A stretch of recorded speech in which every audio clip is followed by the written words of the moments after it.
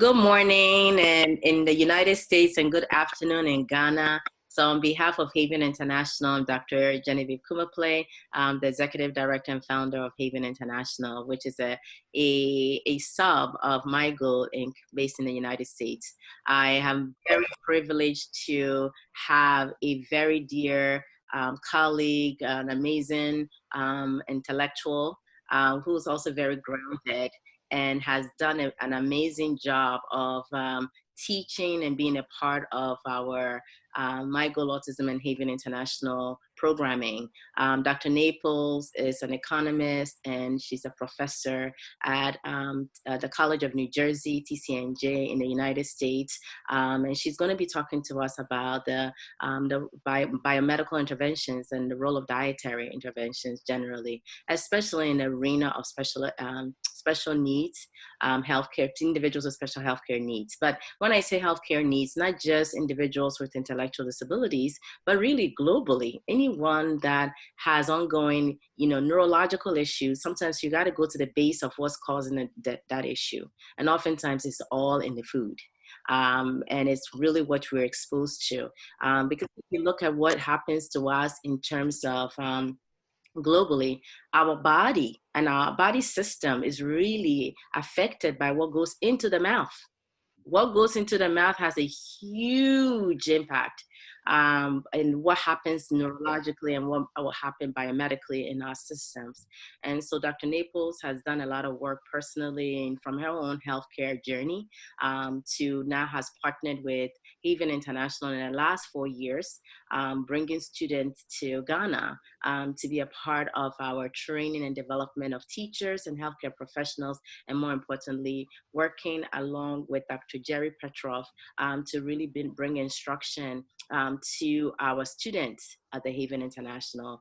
Dr. Naples and I go way back. My goodness, it's almost 15, 16 years. No, yeah, about that. We met when we were going to the same church together, and she's journeyed with me. And she was there when I started My Goal, was there when I started Haven, has been there. So the woman that I love dearly, and I'm really, really privileged to have you join us this morning. So thank you everyone that has determined to hear more about what we're describing here with Haven. And so on this note, I will invite Dr. Naples to teach us something this morning. Welcome, Dr. Naples. Thanks so much, Genevieve. Very sweet. Thank you very much. Good morning, everyone. Or good afternoon, everyone in Ghana. As Genevieve said, when you have children in the spectrum, it's quite possible that they have some serious digestive issues. What I'm going to say also will help people who have any kind of an autoimmune condition like rheumatoid arthritis or lupus or lots of other modern diseases. It turns out something like 70% of our immune function comes through the digestive tract. Who knew? And so finding a way to support our digestion is supporting our immunity. With Genevieve's mom, Mary Ampadu, I put together a cookbook on traditional Ghanaian dishes and proportions that would be appropriate for maintaining this kind of biomedical approach to helping these children. And that's available through Haven, through My Goal. What I'm going to do today is try to go step by step through a process of how to adjust to a regime, a dietary regime that will help the children. Primary steps first. And then when you get to the higher levels, secondary steps. And then when you've accomplished all that, you can start thinking about advanced steps. It's a lot. So it's very helpful to try to be systematic and take it a piece at a time. So you don't feel overwhelmed, because if you feel overwhelmed, people tend to give it up. And it is very much in these children's interest to stick with it. So first point, am I sharing the screen? Hold on. Go ahead. No, you're not sharing it. Okay, thank you. So the first point is that children benefit from having protein at every meal. These are the logs. My doctor says these are the logs. Other things are the kindling or even the newspaper to start the fire. So we mean eggs, fish, chicken, meat, beans, all have protein, pulses. You want about a palmful it's the child's palm per meal. So whether it's meat or fish, this is probably a little too much, but it's okay. That's about the right amount. That way you don't have to go weighing food or whatever. But you want to make sure that there's enough to sustain the child. Second point, to help strengthen the immune system, is vegetables. And again, it's about using the hand to measure, but now we want to use both hands. Lots of vitamins and minerals come through the vegetables. Lots of fiber come through the vegetables. And fiber is kind of like, I think of it as the broom that sweeps through your digestive tract and cleans you up. Salad, for instance, is raw vegetables, and then they come with plant enzymes too. Enzymes help with the digestion. You can even take a pill with enzymes, or you can eat fresh vegetables, which is straightforward. Soup is a fine way to deliver vegetables, as is vegetable rice. And so you can either do a big palmful of salad, I don't know why this got split, of broccoli or salad, or you can have less of each, but then still half your plate would be vegetables. Oh, this is some more ideas. You can grill vegetables. Some children don't like the fresh vegetable, but they'll eat something with a little garlic on it, a little olive oil on it. If you grill okra on a stick, you have to wet the sticks first, right? Or eggplant, these are delicious foods. Often these children are very picky about food, but if they taste something that they haven't had before and it's delicious, they may embrace it. So we had cousins visiting my daughters when they were about 8, and they didn't eat vegetables, the mother said. But I made steamed cauliflower, which they'd never had, with some spices. The only vegetable they would eat for the rest of their lives was cauliflower. It's like just something a little bit different with a little flavor added, and they were very happy with it. So common Ghanaian vegetables, I mean, you guys all know what the vegetables are available, cocoyam leaves or cabbage or whatever. It's good to vary the diet and have different things. These children also often like one thing and stick with it. I used to say to my daughter, variety is the rule. And I would say to her, what is the rule? And she'd say, variety, because she was about 3. But it helps give them different minerals and different vitamins and strengthen their bodies. So 1 palm of protein, hands full of vegetables. What about starches? Most children love starches. Well, starch is a side dish. Starch for these kids, as you may have noticed about these children, their bodies overreact. Their bodies are very intensely attuned to the world. And so anything that comes in, any medication, any stimulus, their bodies tend to overreact. Starch turns to sugar in the body. But sugar is not a treat for these children. Sugar is a threat. It hurts them. It turns their bodies into little factories for bad infection if they already have an imbalance in their microorganisms in their body. So instead of giving them sugar or a lot of starch, you want to limit it. And that way you limit the growth of those problematic organisms while you are replenishing with the good organisms. And we'll get to that in a minute. So when it comes to starch, you also just want a palmful. That's it.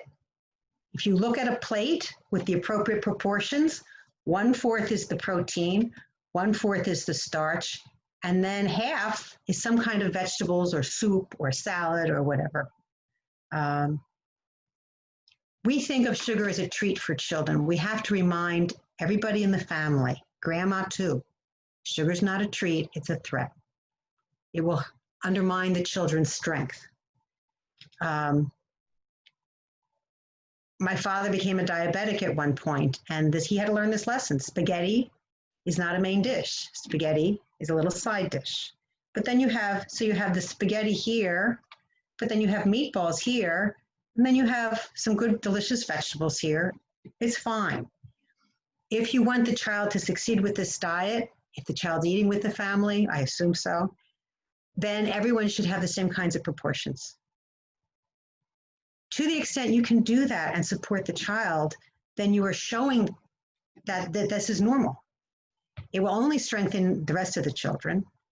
It'll only be healthy for the parents.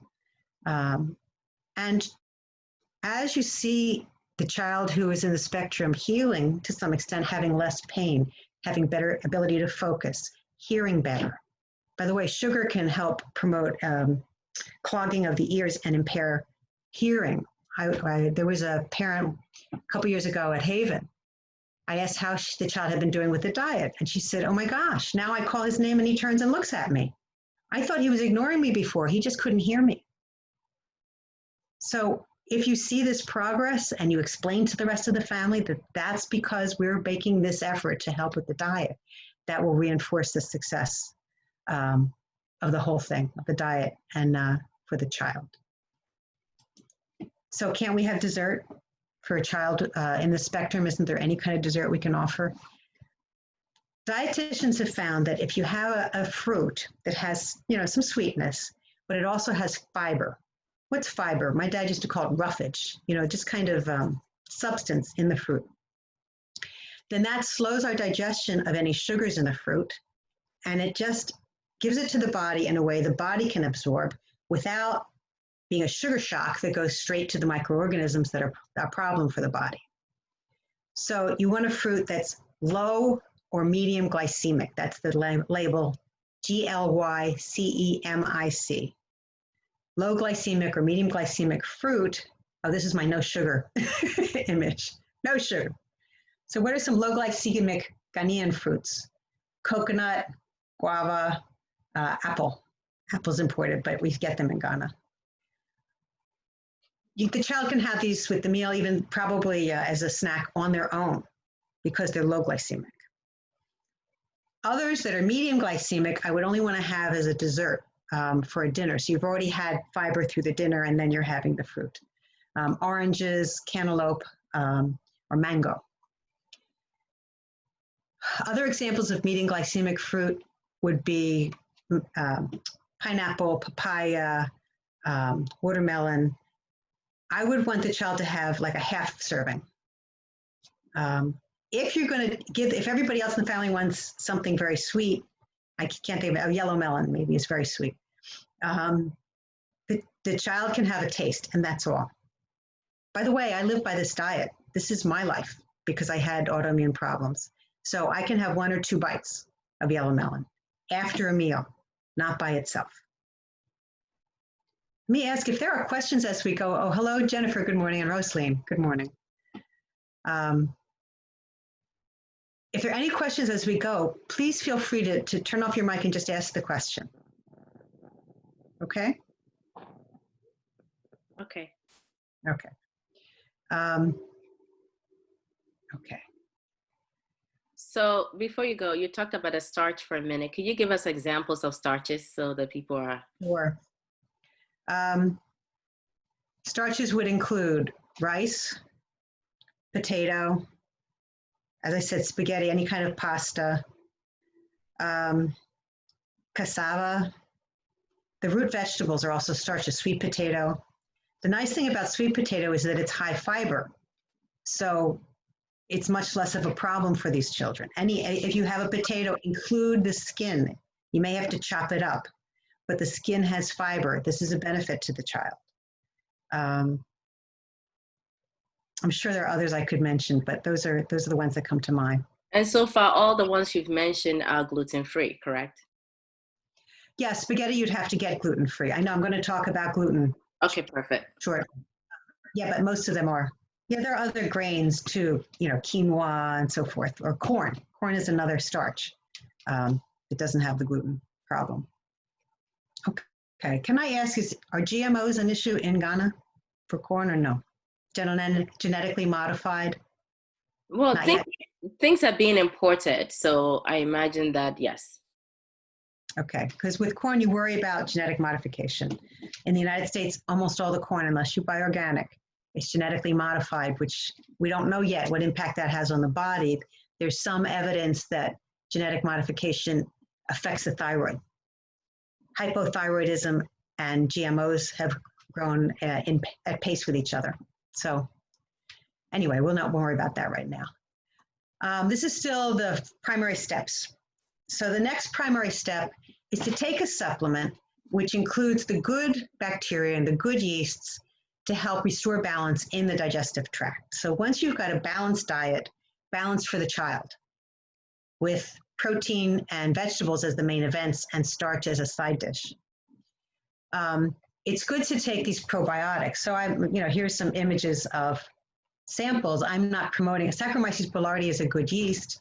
I'm not promoting these particular other opportunities, but they give lactobacillus, bifidum, rhamnosus is one of it, rotary, lots of different. I actually think it's a good idea to vary it and to take different ones at different times. Your intestine is what? As an adult, you have 35 feet of small intestine. I don't know how many feet of large intestine. There's lots of room for these good bacteria to settle in. You want to take those before the meal or an hour after the meal. You don't want them to digest in the stomach. You want them to pass all the way to the intestines. It is possible to get probiotics by eating certain foods. So I have to make this a little less. But all these pickled products, pickled vegetables, you can make your own pickled vegetables by having a salty brine, putting in the vegetables, submerging them in the water by putting a plate on top, and weighing it down with, I use a jar with water in it. Let it just sit, with a cloth over it for a week.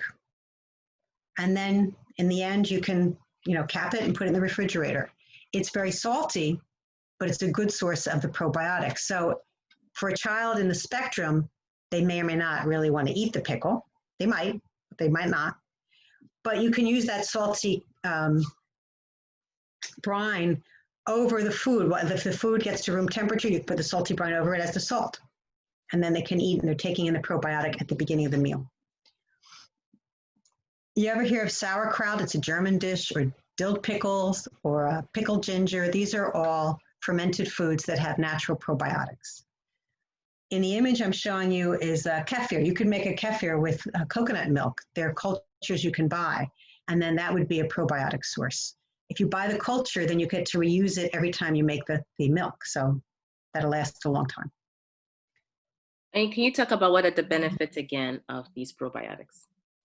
Well, the problem initially, which I think you mentioned, but let me address it explicitly. What we find with these children is that there's an imbalance in the microorganisms in their digestive tract. And when there aren't enough of certain, if there's not enough variety in the microorganisms, then some microorganisms can get carried away. Like Candida can overgrow and take over. It's like the sheriff's away and then the cowboys just take over, the bad guys take over. And with Candida, it actually develops into a much more problematic, difficult form for the body. It starts scraping at the lining of the intestines. And partially digested foods leak out into the body. We'll talk more about this when I get to gluten. But when you take probiotics, you're bringing the sheriffs back. You're bringing back the good guys, the good microorganisms to help restore order and balance. And that means we rely, as human beings, we rely on all these microorganisms to aid in our digestion and to keep us healthy and to fight off invasive bacteria. And so that's what we're doing. With the probiotics, we are repopulating the digestive tract and the colon in particular. Great, thanks. Okay, no, thank you. Thank you for asking. Okay. Another issue with children in the spectrum is textures and pickiness. Often they will only want to eat one texture at a meal. So they'll eat only chicken or they'll eat only the rice, which is a problem if you really want to try to balance the meal. So one strategy that Mayor Ampadu talked about was just make jollof rice with lots of ingredients, little bits, tiny bits of chicken, which are softened by making the rice, and different vegetables or one vegetable. She says green beans work. I have an image, I think, of jollof rice with chicken bits, carrots, and peas. And so it's a way to deliver, it's a delivery system for vegetables for the child and meat mixed in with rice. This one doesn't necessarily have the right proportions. We would probably need, less rice and more of the other things. If you can use a whole brown rice, that's better. Because it has more fiber, you can get away with a little bit more rice in the meal. Sometimes the child has difficulty chewing. They've been grinding their teeth at night. It's part of the overload in their system. So if your child rejects beef, try fish. Try a soft chicken. Just keep experimenting. Maybe bean soup is actually the best bet for that child that has been blended up. But you want to be stubborn about making sure that the child doesn't decide what they eat. You need to help the child make good choices by giving them options that are going to sustain their health. Okay. One other thing, this is not dietary. It is dietary because it's vitamin D, but you can take a vitamin D supplement, but you can go outside for half an hour in midday and get sun on your skin, and that your body then converts the UV rays to vitamin D. It's very helpful. Sweating is also helpful for the child. It helps the body eliminate poisons, toxins. So luckily you live in a country with a lot of sun. It's a really good idea for these children to have time outside. And I know there's often an issue when they are still having difficulties managing themselves, but I'm going to say that the time outside will help them develop those skills by helping their immune system. Right, those are the primary steps. It's the beginning. Does anyone have any questions, clarifications you'd like at this point? Because then let's go to the next level. We're in secondary school now, secondary level. And the point will be, how do we go gluten-free, dairy-free, and talk more about sugar-free? I already mentioned that when you have this imbalance in the microorganisms and you have the opportunistic infection, meaning these are organisms that are always in the body, but somehow they take over. They take advantage of the opportunity that the sheriff are gone. They scrape at, Candida, for instance, will scrape at the lining of the intestine, irritating the body. We form mucus. The microorganism likes the mucus. They consume it as a food. Well, meanwhile, the lining of the colon is getting impaired. It's getting worn away, more permeable, and partially digested food ends up leaking out into the bloodstream. It's not ready. These are called peptides. And when they leak out, they run around the body sees them as invaders and starts getting an immune response to all these invading foods. The body gets overloaded. And this is part of the problem with autoimmunity. And symptoms like irritating joints, weak muscles, brain damage, lots of other patterns that we see. So the first point is that the child should not be given gluten-containing food. Where am I? Okay, hold on.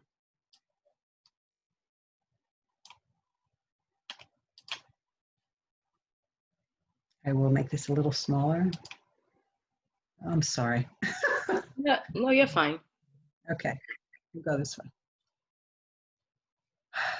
What are foods that contain gluten? Anything with wheat, rye, barley, semolina, as in pasta, spelt, or kamut.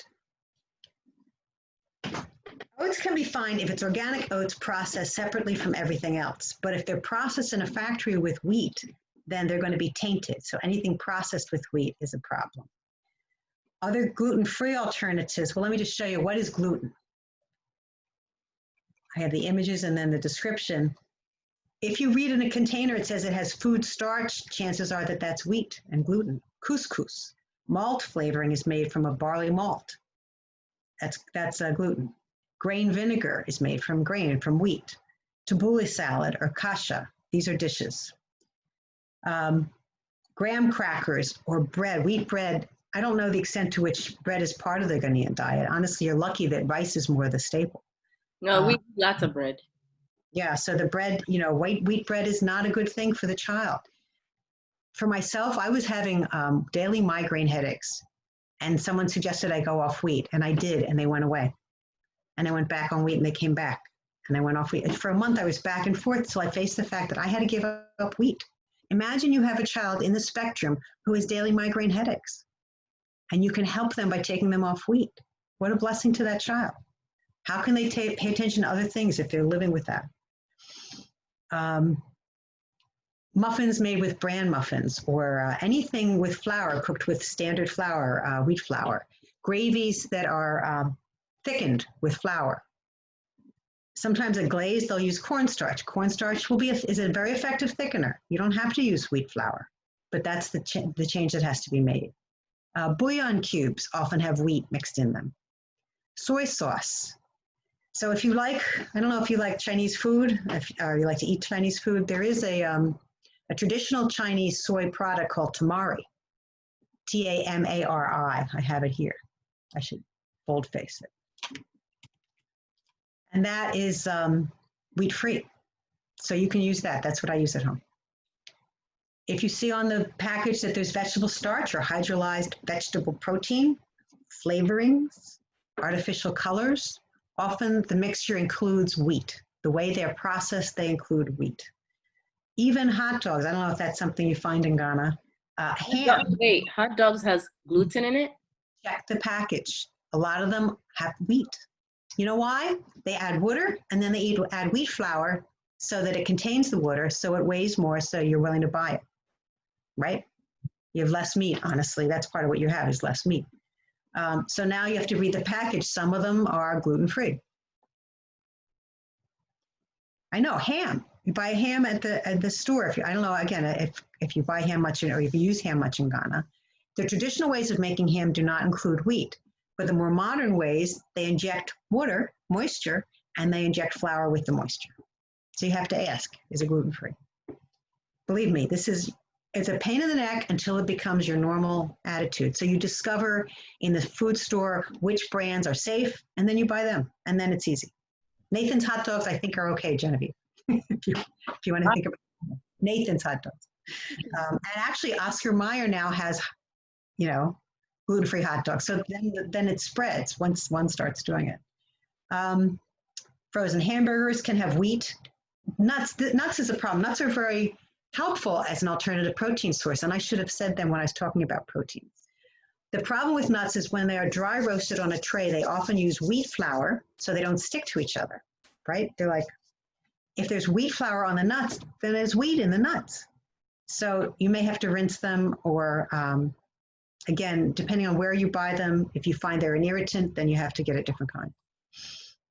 Anything that's been thickened may have wheat. In this country, tomato paste, they will add wheat to, wheat flour. This is ridiculous. Tomato paste by its nature is thick. Give me a break. Mustard can be thickened with wheat flour as well.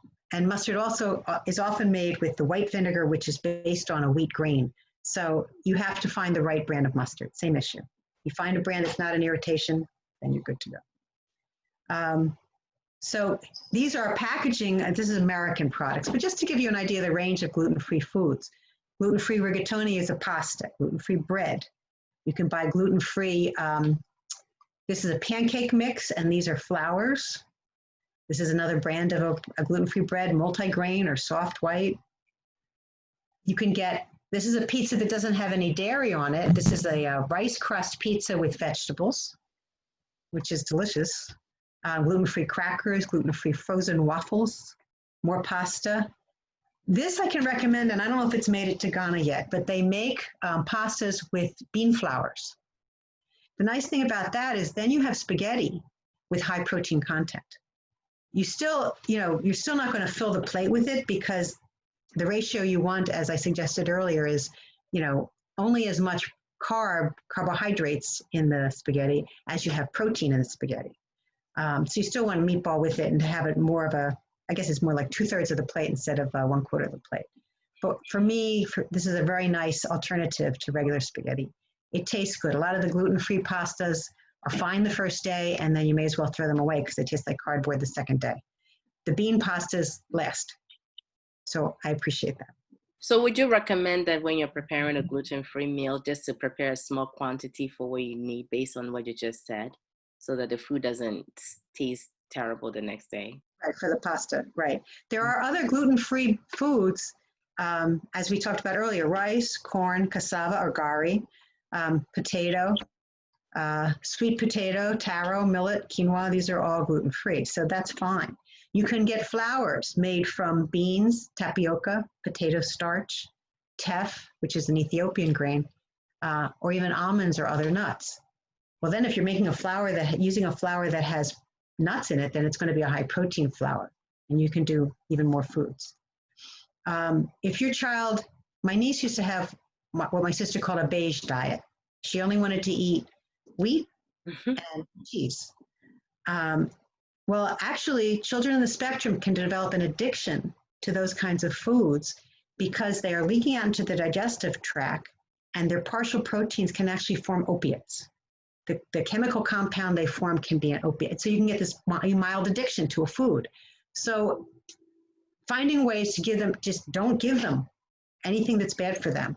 They will be hungry and eventually try other things, but find ways to induce them with flavorful foods that may attract them, their favorite alternative foods.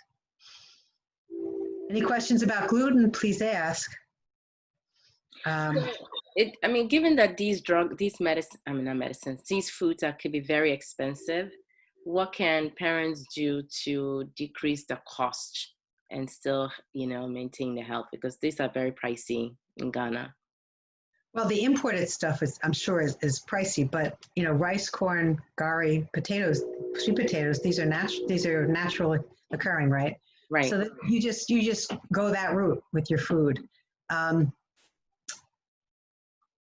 Like rice flour is one of the gluten-free flours, I assume, and I find rice flour alone I find less appealing than if you mix it with some other flours. But cornmeal is I'm sure something you have, and I like to make a cornbread. Use a cornbread with a rice flour. You can't tell that it's not just regular old cornbread. Right. It's starch, so you're going to use it just a little bit. It's just going to be part of the meal, right? Palmful. It's not going to be tons and tons, but it's a familiar flavor, familiar food, and it's delicious. What other kinds of flours can you get in Ghana? I know in India, so I don't know if there are any Indian stores in the city of Accra, but in India, it is traditional to use non-wheat flours, to use lentil flour, or to use chickpea flour. So maybe you go to an Indian, in the United States, I've been able to go to Indian stores and get those flours much cheaper than the so-called gluten-free flours in the health food store. I don't know if those are here or not. I think you raise a very good point that, in the past, we've taken corn and then grinded it, take it to the mill and then have it made into flour. So pretty much you can take any of these grains or any most of these nuts and turn them into flour and use that to make a meal. So that's why I wanted you to raise that point. So we have that benefit of being able to really get a lot of these things locally. And really make it where it is, because I know there's a lot the people are joining the gluten-free bandwagon right now, and which is why I think this conversation is so important. And so people to know what is truly gluten-free and what's not. You have people putting gluten-free chicken. Okay, what does that mean? Exactly. Yeah. So. Yeah, let's hope the chicken's gluten-free. But that's something I wanted to warn you about. When you go to the restaurant, you say, should you go to eat out, if you tell them that you're gluten-free, you want no flour, they'll say, oh, okay. And then they'll bring you something that's been breaded. You have to explain to them, it can't have any breading, it can't have any flour, it can't have any gravy with flour in it. You have to be very specific because nobody else knows. Right. And so, go ahead. And what you shared a very important point earlier about your own personal story. So not just for the children, but also for parents, right? If they're having any type of GI problems, gastrointestinal, diarrhea, abdominal cramping, and you notice it after certain foods, that might be a clue that maybe you're sensitive to gluten and to change it. And you used the example of the migraines. And I thought that was very interesting because migraine is a neurological disorder, right? Part of the whole neurological pathway. And so a lot of people don't realize that they might be suffering from these ailments and it may be just coming from the food you're eating. So gluten may be something that you will need to eliminate for a while. And I don't know if you're going to speak to how long that gluten stays in the system when you're exposed to it. No, I'm not. Well, so I wasn't going to go into it. It really depends on the person. Some people, children, can bounce back much more readily than older people. Yep. So as a child, it may be in 6 months, it may be in 2 years. Like I know a teenager, it took 2 years to clear her system. But for myself, I feel like, my body, has a histamine response now to these foods, I can get off of it for a while. And I eat it once and I'm okay. I eat it twice and I'm in trouble. My body says, wait, wasn't this a problem? We think this is a problem. But with the children, I think the point you raised, I was going to bring up later, Genevieve, but it's very helpful to keep track of to have a food diary and to keep track of what the child's eating and how they are. By keeping track, I discovered that for me, chickpeas, which are a protein source, it's a partial protein because it's a vegetable protein. For my body, it doesn't do the job. I am always spacey after I eat chickpeas. So I have to treat chickpeas as a carb. We call it bambara beans in Ghana. Oh, okay. Thank you. That helps. Bambara. Thank you. I discovered about okra. Okay. So then this way people know what that is. And that's right. It has a lot of gas. So you have to listen to, your child has to listen to their body. You have to pay attention to your child's body. Right. If you find they have a reaction. So for me, I was spacey after eating the bambara beans. And so I had to, it didn't mean I couldn't eat them. It just meant I needed a protein to go with them. But for some children, they get a reaction. It makes them a little hyper to eat certain foods. So if you feed them a food and you find they're hyper, or if you feed them a food and find they go to sleep, well, that's not normal behavior. So we want to look at that more closely. Mm-hmm. It seems a little tedious, maybe, to keep track of all the details of what they eat, but you won't do it forever. It's just an investment in trying to discern what are the problems. And I'll come back to this. We'll talk about some other foods first and then come back to it. We haven't talked yet about dairy, about milk products and the casein in milk.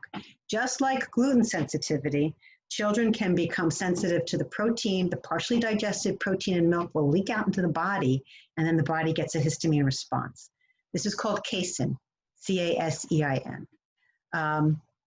And so with these children, it's recommended that we go off. Where did it go? I've lost my images. Oh, I'm in the wrong file. Okay, sorry. It helps. That was my gluten file, but now I have a casein file, hopefully. There we go. Okay, so what is included in casein? All the milk products. Milk itself, ice cream, well, that has sugar anyway, but still. Sour cream, cheeses. Butter doesn't have protein, but because it's dairy, your body may respond to it. So it's worth staying off butter or using only, I would actually stay off butter initially, at least for a couple weeks. And then you can try using ghee or clarified butter. You can make your own clarified butter. But I would just stay off butter for a while and then see if you can reintroduce it because there's not a lot of protein in butter. Yogurt, unfortunately, is a milk product. Cottage cheese is a milk product.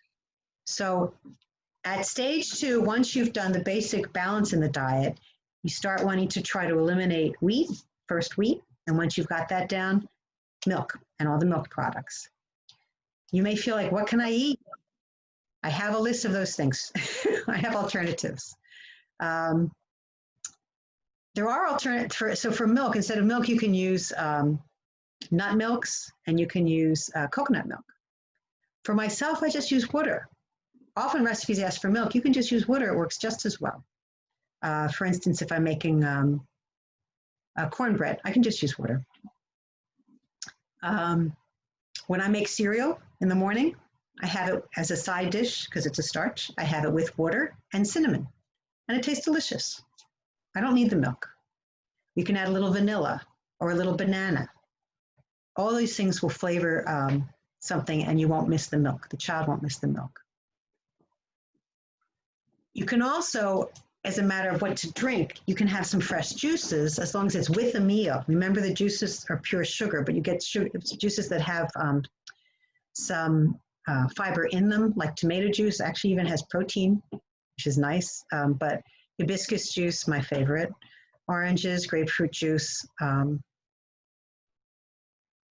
These are alternative drinks, but just a little bit, so I would add water to give the child more to drink, but having the flavoring of the fruit. You can also make nice iced teas with tea or with herbal teas. like mint or chamomile or redbush tea. You just add like 5 tea bags and 2 liters of water, put it in the refrigerator. After a couple of hours, you have a refreshing drink.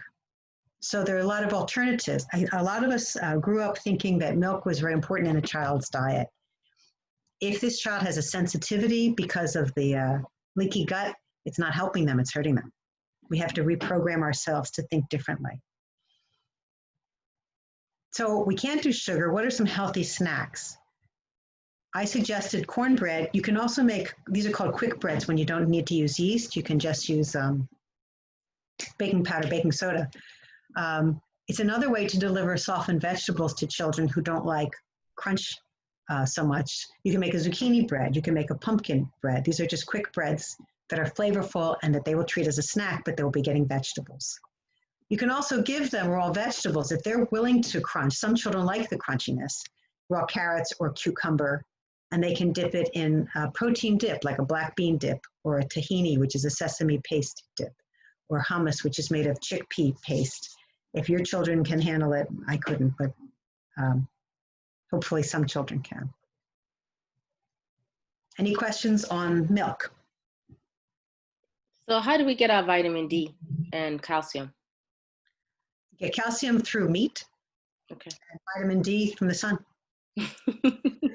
Going outside, I'm serious, half an hour in the sun midday, you got all the vitamin D you need for the day. But the sun is also, something about fresh air and sunshine really improves mood as well. These children are battling so many problems. Anything that helps them have a good time is a great gift. So if you can find a way to help them be outside and playing kickball or whatever with the other children, you know, whatever they can do, whatever way they can interact with their siblings or the kids in the vicinity, it's good for them. And keep them hydrated, lots of water. Water is your friend always. So really, when it comes to sugar, we're going to the secondary level now with sugar. There are 3 reasons these children should avoid sugar. The first one we talked about is that sugar turns their body into bacteria breeding factories. So that's bad. The second reason is many of these children have both autism symptoms and ADHD symptoms, that they are hyperactive. Most children who have ADHD, something like 3/4 of them, have a food sensitivity lying beneath. That's what's causing this hyperactivity. And for most of those children, sugar is the irritant. It's not, so the mechanism is not the way it affects the growth of microorganisms, and it doesn't mean they're diabetics. It is a sensitivity to sugar. Their body overreacts to sugar. That's what I mean. These children just overreact. That's the nature of the beast, of this condition. So that means no sugar, no honey, no agave, no sugar alcohols like erythritol. That's not the way to do it. For myself, I think of it as a kind of addiction, you know, just stay out of the bar. Don't go anywhere near sugar. A friend was going to bring a dessert later today for a get-together, and she's going to bring a cake, and I realized I shouldn't even tell her to get gluten-free. I'm not going to touch it. Just bring the cake for everyone else, you know. I'll have some fruit. There's some strawberries. I'll have some strawberries. The third issue for children with autism, though, is that many of them have had such scary times battling. Let me see, do I have more pictures? No, I think I've finished my pictures. Okay, let me stop sharing. Okay.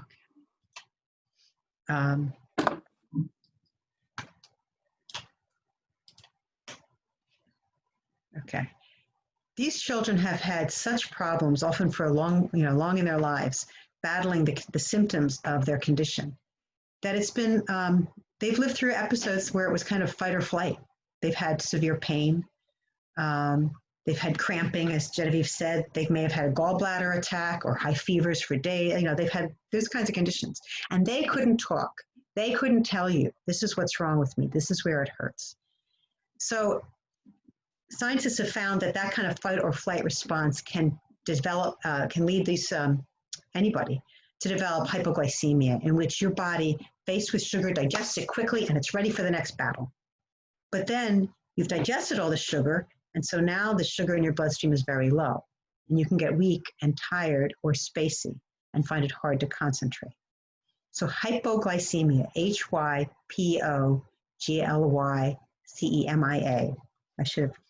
I can share this screen, but I just want to talk about it right now. It tends to be undiagnosed in the nation, I mean, in Ghana or the United States. So doctors will discover that you're a diabetic as if it just appeared. You've been hypoglycemic for years.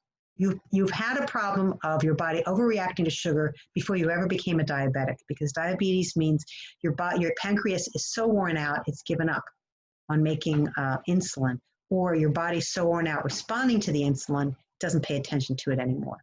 Either way, you're diabetic. Well, hypoglycemia can lead to diabetes. So what the remedy is, I'm sorry, let me give you more symptoms. Here's symptoms of hypoglycemia. Somebody who gets the shakes before a meal. Somebody who wakes up in the morning with a headache. You wake up in the middle of the night and you can't get back to sleep. You eat a big meal or a high starch meal and you're either inattentive or you go to sleep. Or it's mid-afternoon and suddenly you're exhausted and you're yawning, you just want to go to sleep, even though you know you had a good night's sleep. Or you have dessert, a sweet dessert, and then you're very spacey. Or bouncing off the ceiling. You see a child really running off, bouncing off the ceiling. So there are 3 degrees of hypoglycemia. The basic principle is you want to stabilize in the child's bloodstream. You want to stabilize the blood sugar mechanically. You don't want the body to do it. You want to mete out how much food the child's getting on a regular basis. So basically, every 2.5 to 3 hours, the child should have a snack. It's either high fiber or with protein. And I'll give you examples. It's actually, I was going to go into it later and do some more topics, so I guess I'll do that. But you may think, oh, this is going to ruin the child's appetite.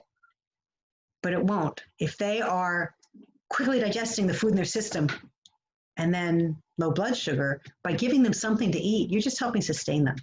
Even if you're just giving them an apple or an orange, even if you're just giving them a higher fiber piece of fruit, it's not going to hurt their children. It's not going to hurt their appetite. Okay. Do we have time for the advanced level before I talk more about the blood sugar? Good morning, Mr. Ellie. How much more time are you going to?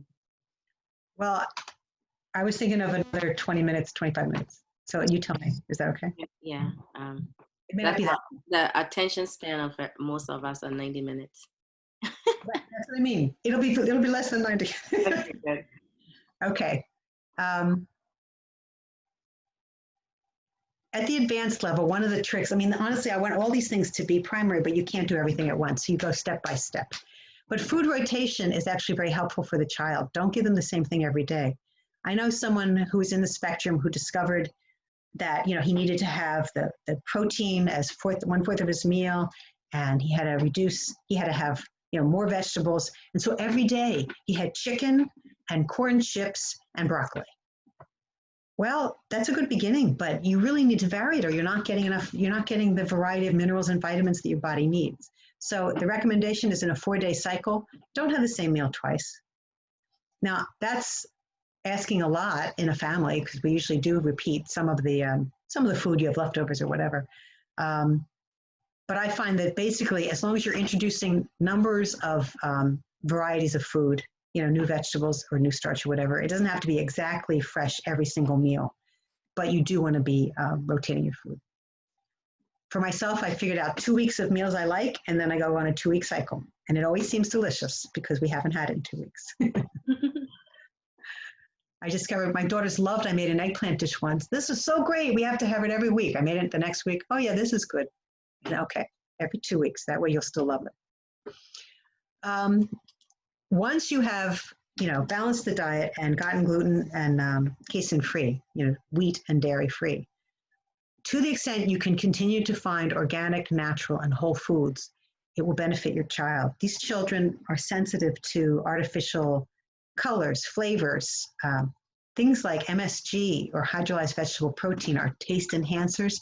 They are neurotoxins or excitotoxins. They make you hyper. They're bad for your body, and for these children, it makes them far worse. I'm at a point where I can't have nitrites in ham at lunch and go to sleep at night. My body overreacts.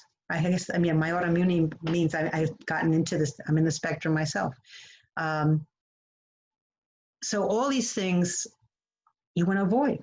You want to eat natural. You want to eat the old school, which means to the extent you can make it from scratch, so you know what the ingredients are, that's a great benefit. Pesticides are toxins. What's a pesticide? It's something designed to kill, that's what the ending means, aside, designed to kill pests. Well, if they're killing bacteria, they're killing all kinds of bacteria in your digestive tract as well. If you wash and scrub vegetables that with pesticides, that can help remove the pesticides, but suppose it was in the water that fed them, then there's no way to wash it away from the surface of the plant. It's inside the plant. So if you can use organic vegetables, which means, again, if you can grow them yourself, that's great. Organic fruit, organic eggs, organic meat. I know here organic meat can be expensive. So I can get organic chicken and turkey more readily than anything else. Sometimes I can get organic beef. So you make your choices, but to the extent you can, you're helping your child because the pesticides are toxins, they're poisons. Any food additives, the colors, the flavors. I mean, I have a friend who went on an elimination diet, which I'm going to talk about in a minute, to try to figure out what was really irritating her body. And she found she really couldn't do artificial colors and flavors. It was all a problem. There was not a one that she could say, this one seems okay. So she is making more of her own food. It is dried and canned foods that are more likely to have preservatives than refrigerated food. Frozen food tends to be preservative-free, but you can't assume that. Even in the store, they're selling us fresh fish. I'll say, are there any preservatives? Oh, yes, it has this preservative in it. Well, that's not fresh. You have to ask. Whole foods refers to the idea, like with potatoes or sweet potatoes, use the skin. Don't throw it away. Find a way to chop it small enough a child can chew it and take it in, because there's a lot of nutrition there and there's a lot of fiber, in particular the broom that sweeps clean the colon. There are good oils, and like olive oil and coconut oil are very good for salad dressing or to cook with. There are good vinegars like apple cider vinegar. The raw apple cider vinegar has a lot of enzymes and vitamins in it. If you want to make a salad dressing and you're used to using the white vinegar and you're trying to avoid that now, you could use lemon juice or lime juice. And those are antifungal, so if the child does have a candida infection, overgrowth, they're going to help chase it away. Okay. Bone broth. Where's my elimination diet? I thought I did that. Okay. Let's talk about the elimination diet because I must have skipped it. Different children can develop sensitivities to different foods.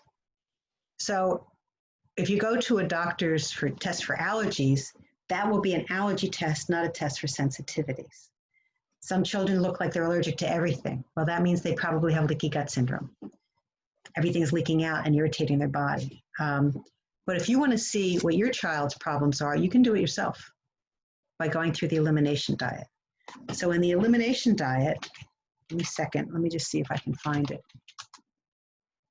Okay. In the elimination diet, you start by eliminating all the foods you suspect might be irritants to your child for at least 2 weeks. And I would encourage no wheat, no dairy, of course, no corn, no soy or soy products, no eggs, even though I think eggs are great for you. Let's just try it and see. No tree nuts, no ground nuts or lupin beans.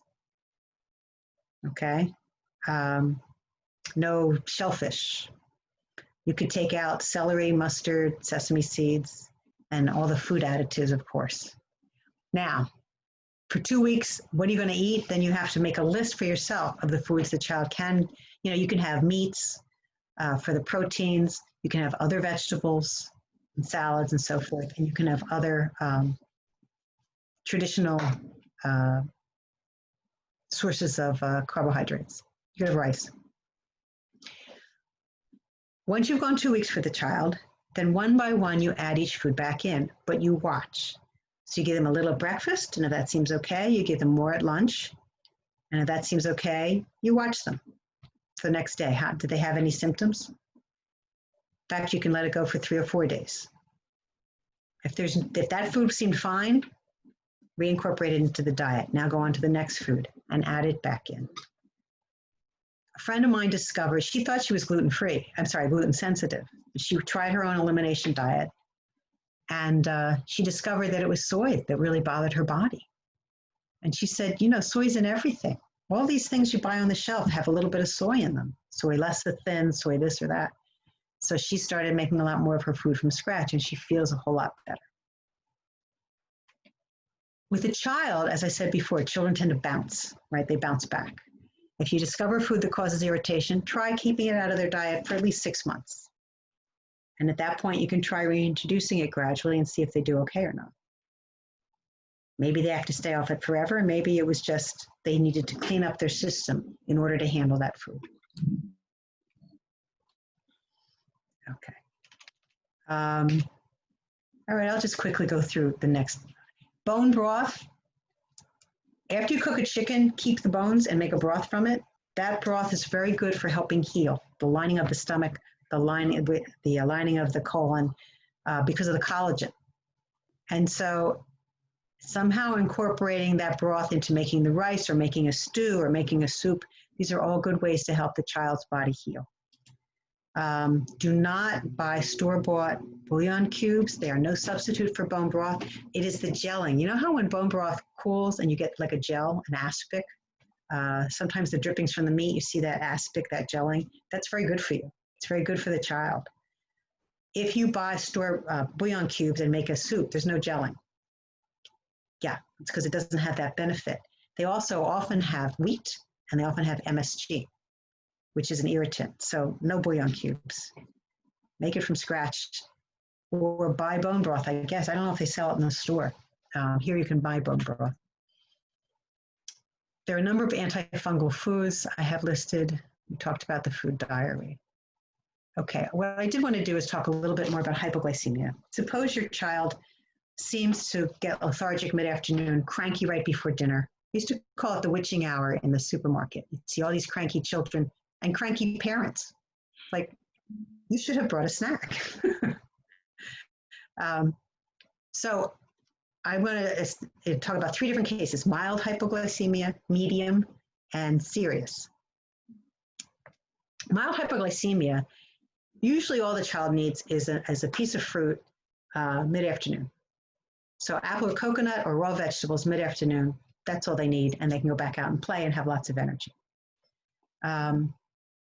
But some children run out of steam late morning before lunch. I have a friend whose daughter would fall asleep in math class, which was right before lunch. I said, I bet she's hypoglycemic. What's she having for breakfast? She was having just cereal. She wouldn't eat eggs. I said, well, make her French toast, where you soak the bread in an egg. So he used a high protein bread with whole grain and the egg, and that's what she had. And she no longer fell asleep in math class. It's much easier to do well in math if you're not falling asleep. So children who are falling asleep, people who run out of steam late morning as well as mid-afternoon, or they may also fall asleep and wake up and to have trouble falling asleep or wake up in the middle of the night. That's a kind of medium hypoglycemia. So they need to eat every 2.5 to 3 hours, not just mid-afternoon, but in the morning, they need a snack, mid-afternoon, and even right before bed, they need a snack. But it should be a high fiber snack, and maybe even a little bit of protein. So it could be peanut butter. Peanut butter has protein, a lot of protein in it. Peanut butter on a rice cracker, which doesn't have much starch, or plantain chip, or a little fish on crackers, if they like that, or a black bean dip with some celery or carrots. But the idea is they're getting at least 6 grams of protein. So if 12 grams is the size of their palm, 6 grams is like half a palm. Let me say it that way, half a palm of protein for them. About half of what they get at breakfast or lunch. And this helps stabilize their blood sugar. They will sleep through the night. I had a student who was, he had a congenital condition which killed his father at the age of 54. It's a heart condition. And this child found out at 15 he has the same genes. So that means his body, I forget the name of it, his body's dysfunctional. If he gets too carried away, he can really hurt his heart. But if he doesn't get any exercise, he can hurt his heart. This is incredibly stressful. health condition. And he was managing it. He was doing pretty well in college, he thought. But he was very attuned to it. He wrote papers about it in my class. I said, listen, I don't know. He was telling me he had trouble sleeping. I said, I don't know, but it's possible that just living with this condition has really been a strain on you and a stress, and that you've developed hypoglycemia. Why don't you try a protein snack before bed? He wrote back and he said, it changed my life. I'm sleeping through the night. Thank you so much. It's like, now I'm just sharing what I learned the hard way. I've learned it. That's why I do this, to try to help other people. Some people, like me, have full-blown hypoglycemia. For these people, you can't just have a snack mid-morning. I need to have a mini meal every 2.5 hours. I'm sorry, I'm echoing. Okay.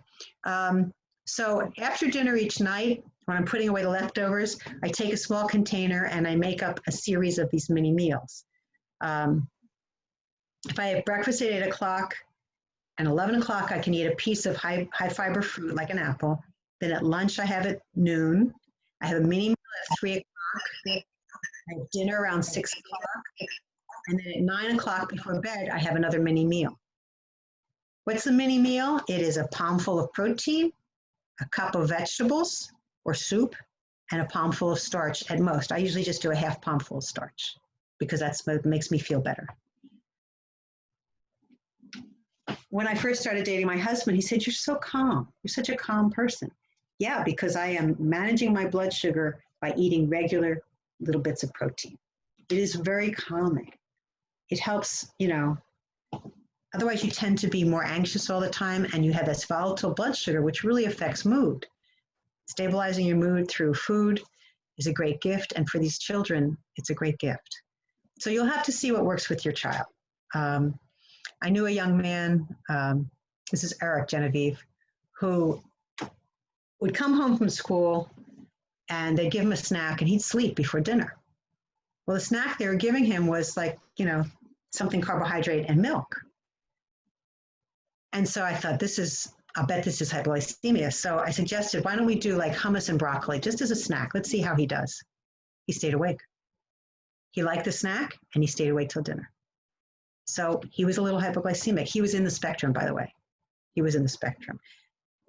He was someone who was not nonverbal. He could sing songs beautifully. But he had echolalia, where he would repeat what you said.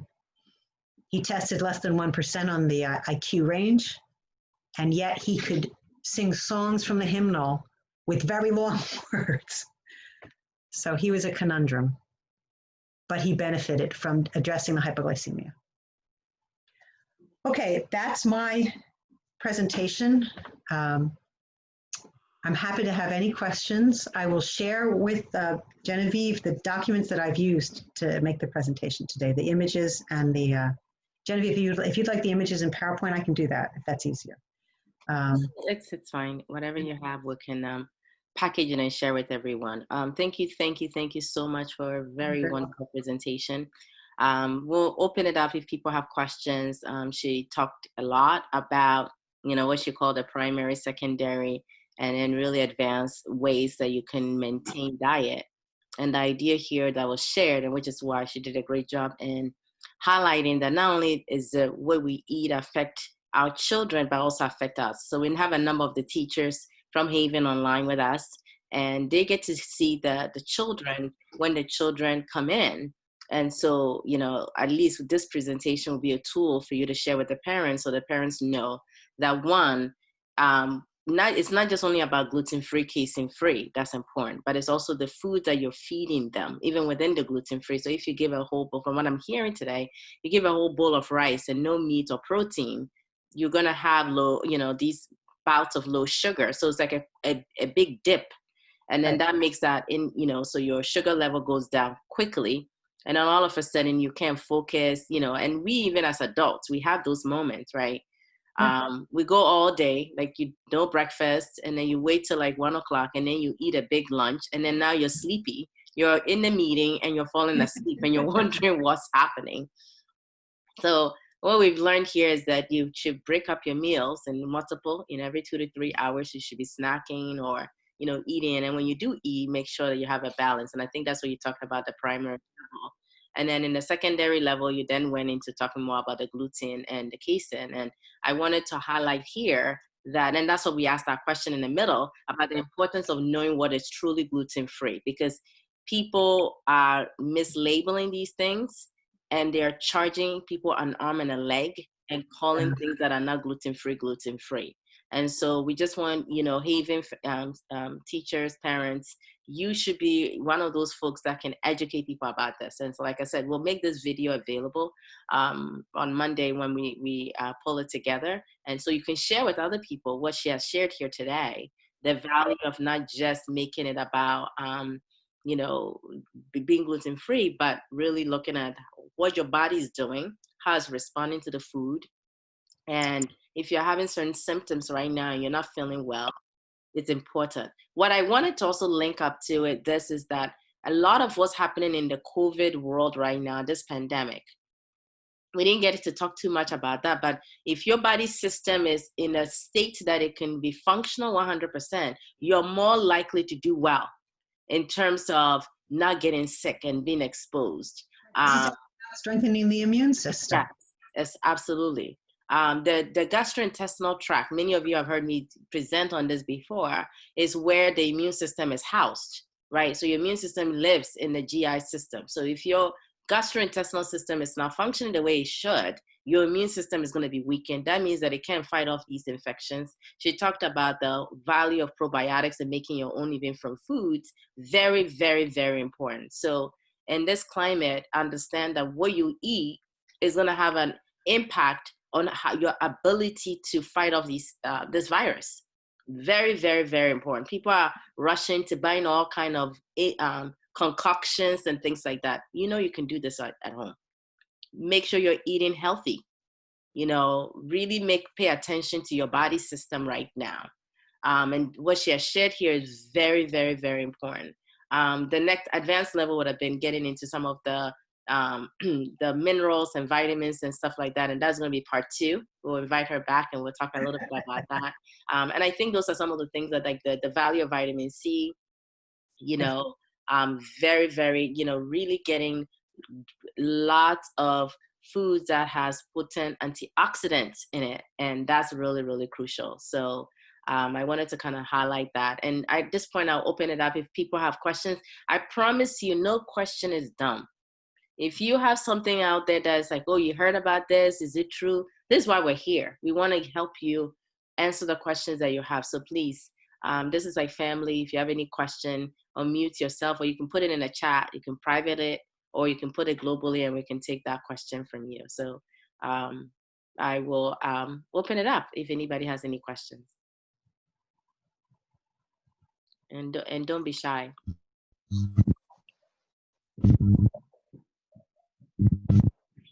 All right. Hello. Joanna. Yes. Thank you for the presentation. It's quite insightful. Mind up for a few things, and then I picked up some few ideas as well. So I want to find out from you whether there are any fruits and vegetables that children on the spectrum are allergic to. With my little boy, I realized that he liked bananas a lot, but he was having constipation, and I had no idea that bananas could be contributing. And doctor goes up a little, and trust me, it worked well. He doesn't like so much of chewing, so a number of the fruits that are not quite juicy, he would not want to have them. But I'd want to find out whether there are some fruits that in your line of duty you have realized that it's not quite helpful for them or must be avoided. Honestly, it depends on the child. Remember I talked about the elimination diet. You just try it. You try it and you see how he works. By the way, the constipation is actually not uncommon with this condition. It's because the digestive tract in general is in trouble. So there are ways to clear it, eating high fiber foods, taking the probiotics, etc., he may be able to come back and eat bananas again. But until then, can I add to that? Yes, so what I found was that my son did not tolerate bananas at all. It was not only constipating, but what was happening was the sugar content in banana is quite high, and also in plantain. And so she talked a little bit about that opioid addiction thing that she was talking about, like the kids become addicted to certain foods. He loves plantain and loved banana. And I noticed that anytime after he would eat, not only would he get constipated, but he would get very hyper. He'll be running all over the place. So her point here is that elimination. So doesn't mean that you can't have it, but it'll mean you can maybe have it once every 2 weeks. That's how we took it. We went to the point where we're not given plantain that often. It's just only once in a while. So I would add to that. The other thing is to control the quantity. So, I mean, you can't just let him have a platter. Thank you. He needs to have access to the platter. I mean, the fruits, if the child won't chew, then you can grind the fruits, right? You can mix it into a liquid. Guava and apple, orange, cantaloupe. Does a child like cantaloupe if you cut it into small pieces? Or mango? These are all okay. Yes, mango. He likes mangoes a lot. Yeah, but these are still, it's still. When you blend them, for instance, sorry. So I was going to talk about the fact that sometimes with those that are not so soppy, for instance, pineapple, he would not like to eat it. But when you blend as well, it tastes kind of funny to him. And so I'm not too sure how to work around some of them. Watermelon, for instance, is quite soft, but he doesn't really want to try. So I don't know how else I could, modify it for him to get attracted to want to try it and then eventually like it. Oh, Michelle, you're muted. There it is. I know you have to click twice. This is tricky. So, I mean, sometimes if you can flavor it with, like, when I put cinnamon on something, it changes the flavor and then it's more appealing to me. If you could add ginger or cinnamon, like, I don't know, I'm just playing, right? But he has to try it. And if he's not willing to try it, then I wouldn't even worry about it. I would just go to something else. It's trial and error. It really is.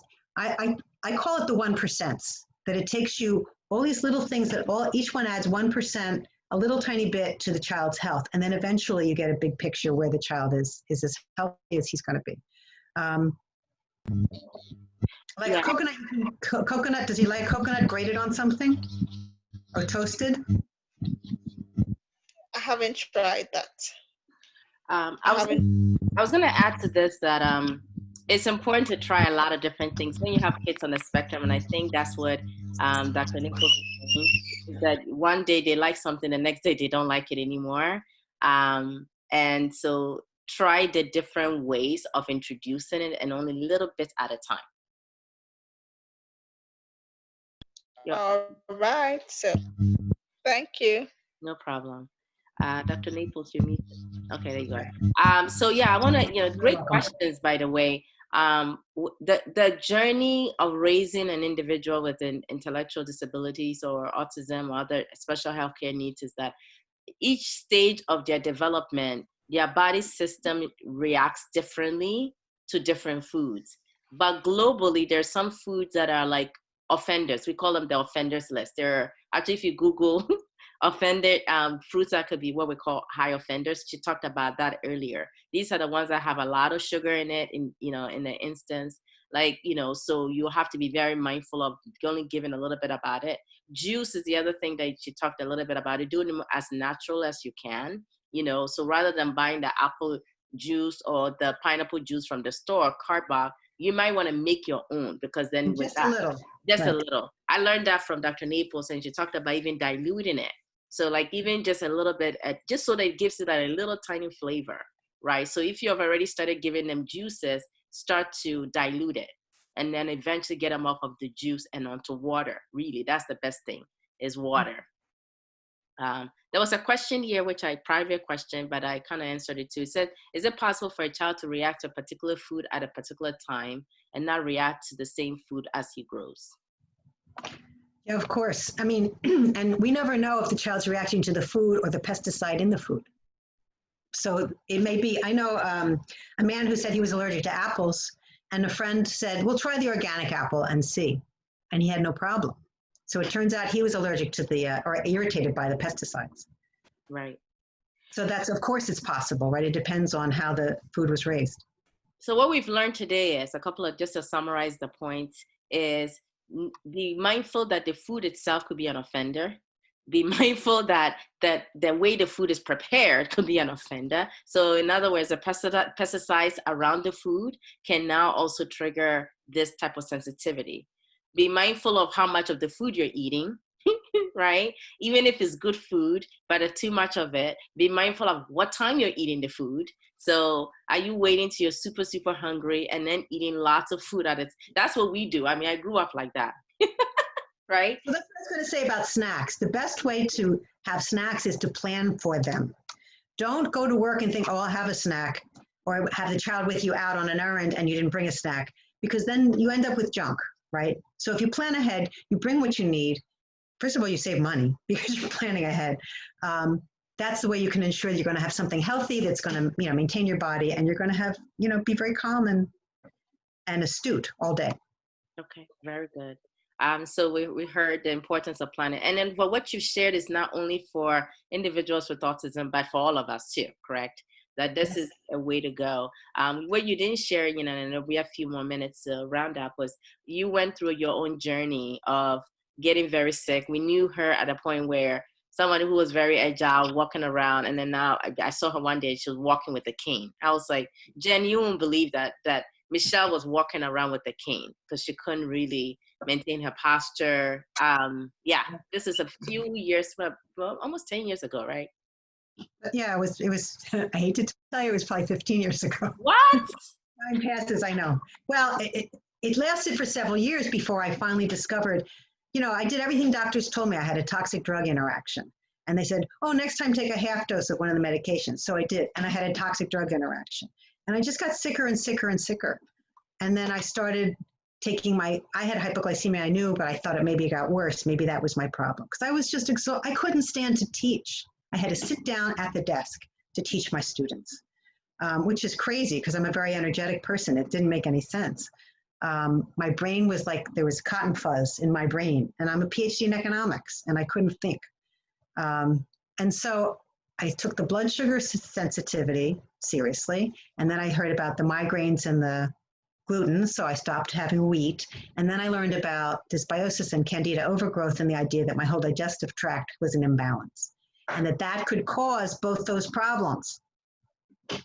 And that could be caused by medication, which in my case, that's what happened. It was the toxic interaction of the two drugs. So then I started doing research, and it was almost the same time when Nicholas started showing signs of autism. So Genevieve and I are doing research. Well, what about this? Well, how about this? Glutathione and gluten, and it's like we're swapping notes. And I feel like I think of autism as the body's response to toxic overload. And the toxins can come from the bacteria in the digestive tract, or they can come from some other source. I don't know that it's autoimmune, but it certainly seems to have autoimmune features. Say it that way. So I'm really happy. If everything I've learned can help children, that makes me very happy. Yeah, we just got thank you for that. We just got a question. Is it okay to take in fruit after dinner? Yeah, but which fruit? Sure. But you want to do, so for myself, after dinner, I could certainly have coconut or guava or an apple. I could have half of an orange or some, so if this is how much I have of those three fruits, I would have half as much of orange, cantaloupe, mango. And if it were something very sweet, like yellow melon. Orange. They said orange. Orange, yeah. Orange is, I would do a half orange to begin and see how the child is. If the child seems fine, you can try a whole orange.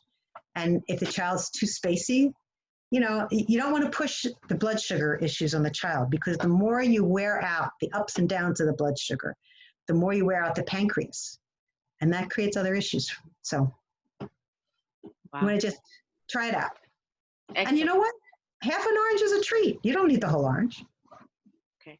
So what you're saying is that just be mindful about what kind of fruit you're eating, when you're eating it, because you talked about that earlier. With the digestive process, you definitely want to engage that so that it's better not on an empty stomach with certain foods. Okay. Any other questions for Dr. Michelle Naples? All right. Have we learned anything? I hope that people can at least share so that she can see what the folks have learned at anything. I'm always, the teacher in me always comes out that says, tell me what you've learned. And then, or perhaps tell me one thing that you're going to do differently. I won't call names, just indulge us and share. If not, you can always text it back later. But I want to thank you so much, Dr. Naples. Jen, I have a question. Yes. Hello, Dr. Hello, Naples. Jennifer. Are you able to share with us your menu, like what you eat? Just share with us your menu. Sure. I'll send that. Oh, you mean like right now? Yeah. Okay. Well, when you can. That's fine. I mean, if you literally, in the last 24 hours, you want to hear what I have eaten? I have eggs for breakfast every morning with a little bit of cereal. So if the bowl is this big, it's just a little bit of cereal with cinnamon, with water, a little bit of water, and maybe some banana, but just, or some other berries or something, but very little, just enough to cover the surface, sliced up. And salad. I have greens. I have leftover vegetables or I have greens. People think I'm crazy, but you know what? I've got my husband doing it too, and he feels better. And then I will have lunch about 4 hours later. So I usually I brought with me, I didn't know how long we would go today, so I brought a pear for a snack in case we went long enough that I was going to have some blood sugar issue. Then I have lunch. Lunch would be sliced turkey, or I had roasted some chicken, so I'd have a piece of chicken, a leg or a thigh or part of the breast, with about this much potato or leftover potato, leftover rice.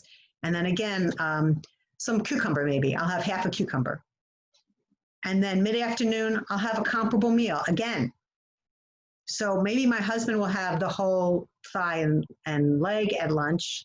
I'll have the thigh at lunch, and then I'll have the leg at my snack mid-afternoon. But I try to vary it, as I talked about the benefit of varying it, try to have some different carbs, some different vegetable. I could do raw carrots. Carrots actually have some sugar in them, so sometimes that's enough carb for me. I can grab the chicken and several. I'll eat the whole carrot. I'll just scrub it and eat it. The skin, if you get organic carrots, the skin on the carrots has a lot of vitamins, so why not? It tastes fine. And then dinner, we'll make fish or, whatever. We'll have fish. We can use squash for the carb. We'll make, we had Brussels sprouts last night, which we roasted in the oven. I think that in Ghana it's so hot that you would probably rather do things on the grill, which is why I suggested the grilled vegetables you could make. But there are creative ways to make vegetables that are more palatable than just steamed. I like steamed vegetables. And once you're off sugar for a while, you realize how sweet broccoli is. Your tongue can't even taste the sweetness because we're so overloaded with sugar in our, the standard diet. But you go off sugar and suddenly broccoli is very sweet. So it's a treat. And then I don't eat desserts unless I have a piece of fruit. So right now at home, peaches are in season. A peach is a very juicy fruit that is, luckily for me, it's medium glycemic, so I can have it after dinner. And if I want to have some at another point in the day, I can have, just like if I'm working, I'll try to have just half a peach just to be sure it's not going to disturb my mental acumen. And then before bed, I'll have leftover fish and leftover starch and some other vegetable. Maybe some celery. And that's a day. Wow. Wow. So that was a very, thanks Jen for asking that question, because rather than being on medications, you've used being very intentional and planning your meal as a way to better handle what's going on with your body. And, many people suffer for so many, I see your bowl. This is my mini meal. This is the size of the mini meal. Some protein, some carb, and a lot of vegetable. Wow. So I think this is very beneficial. Jen, I see her doing a rotary presentation for you, only because I just see the value of a lot of people are having to seek doctors and pay so much, money for medications when it could be something as simple as taking better care of your body. We've learned a lot from you today. Thank you so much. Any other questions? Any other comments from anybody else? Okay. Well, excellent. We want to thank you on behalf of the Haven family, the Haven teachers, the Haven parents. We had one parent on, and those who are going to be watching later, and those who are first shared. I invited some friends who are, interested in the whole gluten-free era and the information on there. So you share some information, and we'll appreciate the content that you share, your menus, for sure, because I think that will help all of us. So on behalf of Haven, thank you. Thank you. And until we connect again, everyone, thank you so much and have a great afternoon. Be safe. Maintain your social distance. That's right. Wear your mask. Wash your hands. Use your hand sanitizers, and you'll be well. Thank you all. Yeah, sorry, before you go, you heard what the director in the United States says? If we could be masked for 2 months, the disease would be gone. Oh, okay. We're going to try it. All right. Awesome. Thank you. Okay. Thanks, everyone. Good day. You too.